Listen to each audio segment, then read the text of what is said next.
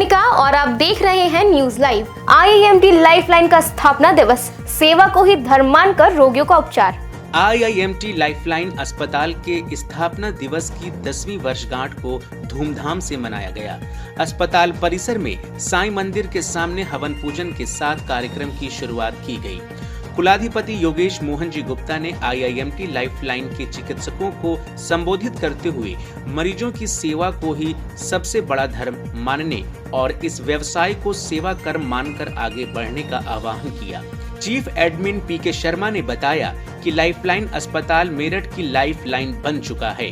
मेरठ और मवाना के अलावा दूर दराज के इलाकों से भी लोग यहां गंभीर रोगों से छुटकारा पाने के लिए आते हैं। Medical superintendent doctor Usha Tomar ने बताया कि चिकित्सा क्षेत्र में लाइफलाइन अस्पताल एक बड़ा नाम बनकर उभर रहा है। कार्यक्रम का संचालन अस्पताल की मैनेजर डॉक्टर ज्योति सिंह ने किया। परीक्षा पे चर्चा में पीएम मोदी ने बच्चों से किया संवाद, कहा स्किल और मार्क्स के बीच बनाए संतुलन। प्रधानमंत्री नरेंद्र मोदी ने परीक्षा पे चर्चा के 9वें एडिशन में देश भर से आए बच्चों से दिल्ली स्थित सरकारी आवास पर मुलाकात की। पीएम मोदी ने पहले बच्चों को असम के गमछे पहनाए और फिर उनके सवालों के जवाब दिए। प्रधानमंत्री ने बच्चों को विदेशी चीजें छोड़कर स्वदेशी अपनाने की सलाह दी और कहा कि वे 25 साल में विकसित भारत बनाने को अपना सपना बनाएं। एक बच्चे के सवाल के जवाब में पीएम मोदी ने कहा कि पता नहीं ये मार्क्स की बीमारी कैसे फैल गई है। आप लोगों को पिछले साल के टॉप 1 से 10 तक के बच्चों के नाम याद हैं क्या? ये उपलब्धि तो कुछ देर के लिए होती है। हमें ये देखना चाहिए कि पढ़ाई से हमारे जीवन पर क्या असर हुआ है, न कि ये कि हमारे मार्क्स कितने आए हैं। पीएम मोदी ने कहा कि जीवन में स्किल की जरूरत तो होगी ही और स्टूडेंट होने के नाते मार्क्स लाने भी जरूरी है। ऐसे में इन दोनों के बीच संतुलन बनाना चाहिए। रिजर्व बैंक ने नहीं किया रेपो रेट में बदलाव, जीडीपी ग्रोथ का अनुमान बढ़ाया। भारतीय रिजर्व बैंक ने रेपो रेट में कोई बदलाव न करते हुए इसे 5.25% पर बरकरार रखा है। रिजर्व बैंक के गवर्नर संजय मल्होत्रा ने कहा कि मॉनेटरी पॉलिसी की बैठक में रेपो रेट को नहीं बदलने का फैसला किया गया है। आरबीआई गवर्नर ने कहा कि एक ओर जहां ग्लोबल लेवल पर अनिश्चितता बनी हुई है तो वहीं भारत में महंगाई 4% के आसपास है, जो आरबीआई की लिमिट में आती है। इसके साथ ही केंद्रीय बैंक ने वित्त वर्ष 2025-26 के लिए ग्रोथ अनुमान को 7.3% से संशोधित करके 7.4% कर दिया है।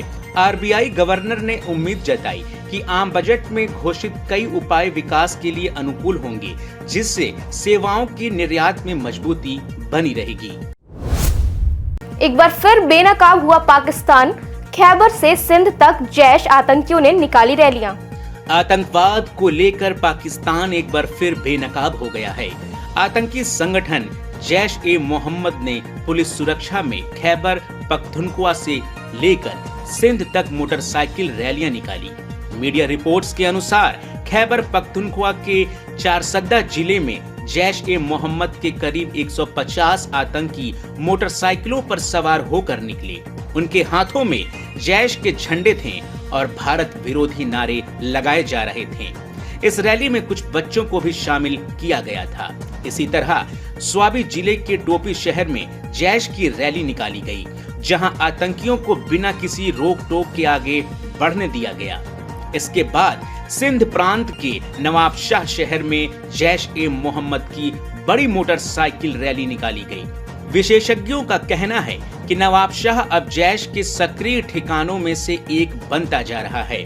इस तरह की गतिविधियां न केवल भारत के लिए बल्कि पूरे दक्षिण एशिया की शांति और सुरक्षा के लिए गंभीर खतरा बन गई है।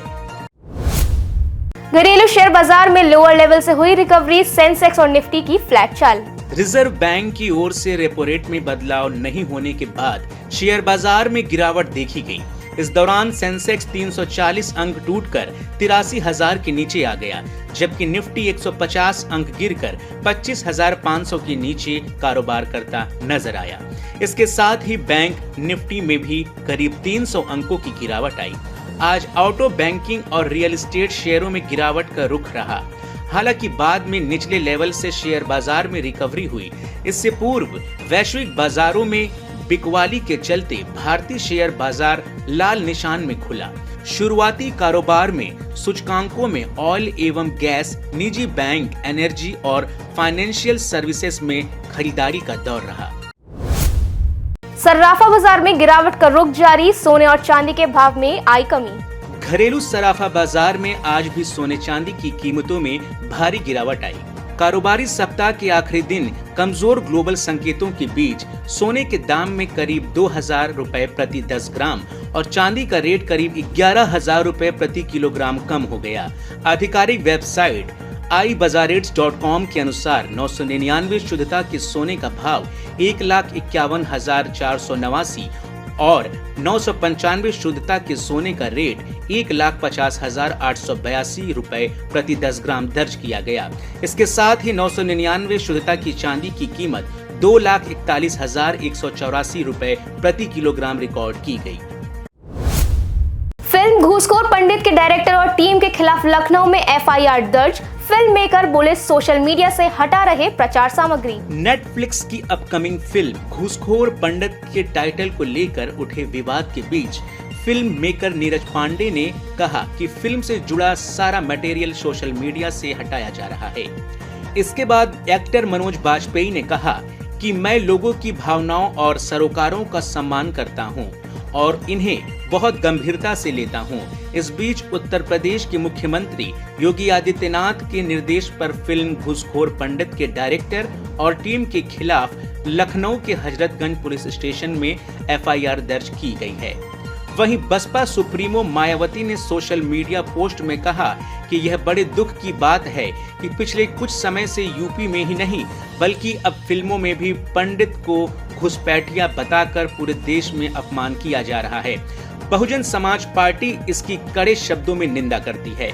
मायावती ने इस फिल्म पर केंद्र सरकार से तुरंत प्रतिबंध लगाने की भी मांग की है। आज के लिए बस इतना ही। कल फिर मिलेंगे देश दुनिया की नई जानकारियों के साथ। तब तक के लिए देखते रहिए और सब्सक्राइब करिए IIMT मीडिया।